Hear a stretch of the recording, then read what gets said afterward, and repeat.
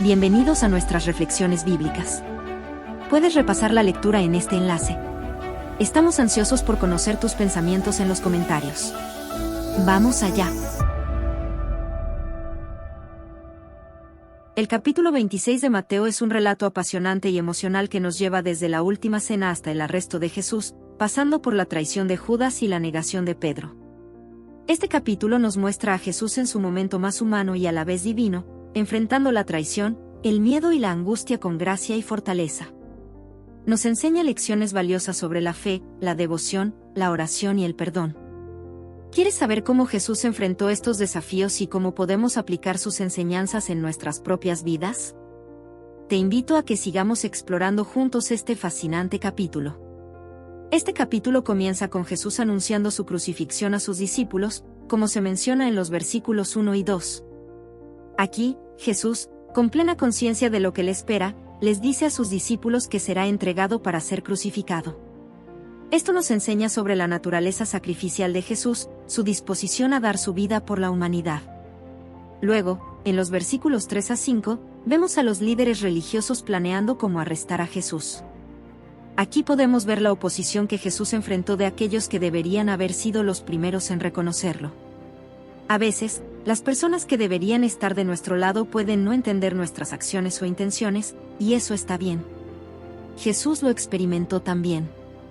En los versículos 6 al 13, hay una historia hermosa de una mujer que unge a Jesús con un perfume costoso. Los discípulos se molestan, pensando que el perfume podría haberse vendido y el dinero dado a los pobres.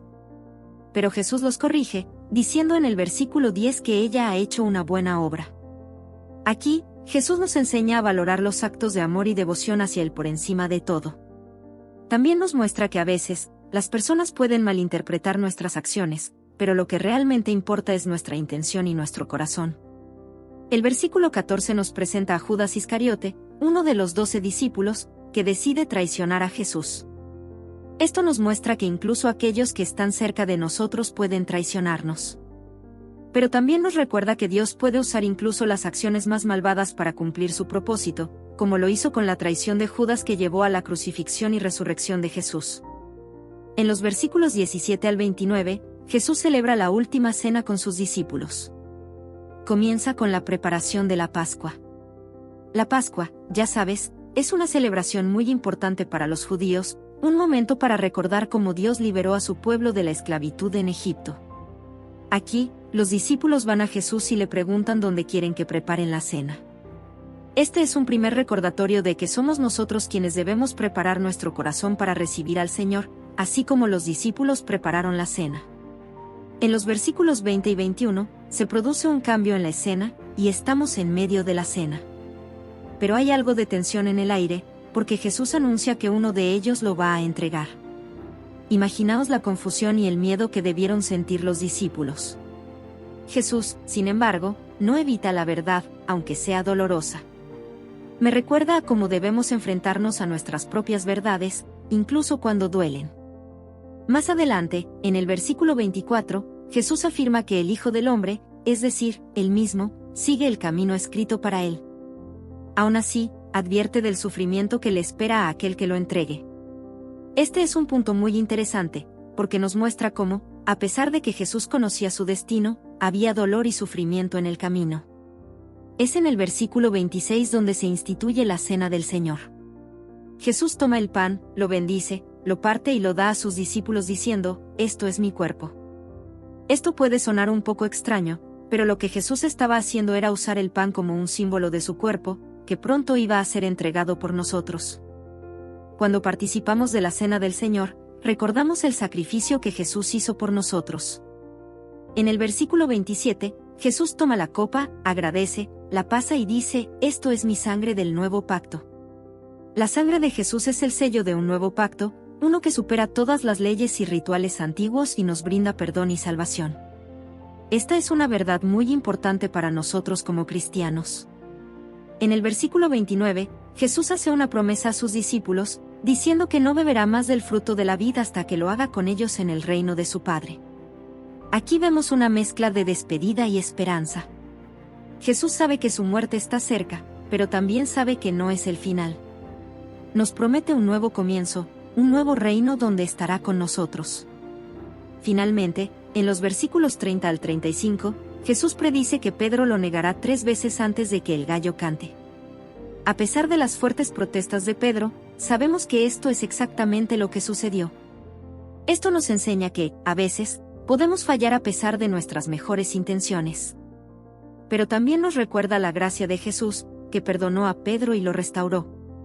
Continuamos con la segunda parte del capítulo 26 de Mateo, donde encontramos a Jesús en el jardín de Getsemaní, un lugar de angustia y oración. En los versículos 36 a 46, vemos a Jesús en su momento más humano, lleno de tristeza y angustia. En el versículo 38, Jesús dice: «Mi alma está muy triste, hasta la muerte». Aquí, Jesús nos muestra que está bien sentir dolor y angustia. Pero también nos enseña cómo manejar estos sentimientos, a través de la oración y la rendición a la voluntad de Dios. En el versículo 39, Jesús ora: «Padre mío, si es posible, pase de mí esta copa, pero no sea como yo quiero, sino como tú». Aquí, Jesús nos enseña una lección importante sobre la oración. No se trata solo de pedir lo que queremos, sino de buscar y aceptar la voluntad de Dios, incluso cuando es difícil. En los versículos 47 a 56, vemos el arresto de Jesús.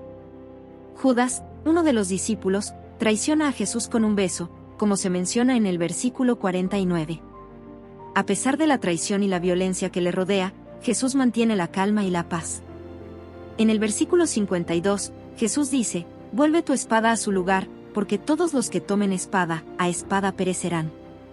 Aquí, Jesús nos enseña que la violencia no es la respuesta, incluso cuando enfrentamos la injusticia. En los versículos 57 a 68, Jesús es llevado ante el sumo sacerdote y el concilio. A pesar de los falsos testimonios y las acusaciones, Jesús permanece en silencio, cumpliendo las profecías de las Escrituras. En el versículo 64, Jesús afirma su identidad como el Cristo, el Hijo de Dios. Aquí, Jesús nos muestra la importancia de mantenernos firmes en nuestra identidad y verdad, incluso cuando enfrentamos la oposición. Finalmente, en los versículos 69 a 75, vemos a Pedro negar a Jesús 3 veces, tal como Jesús había predicho.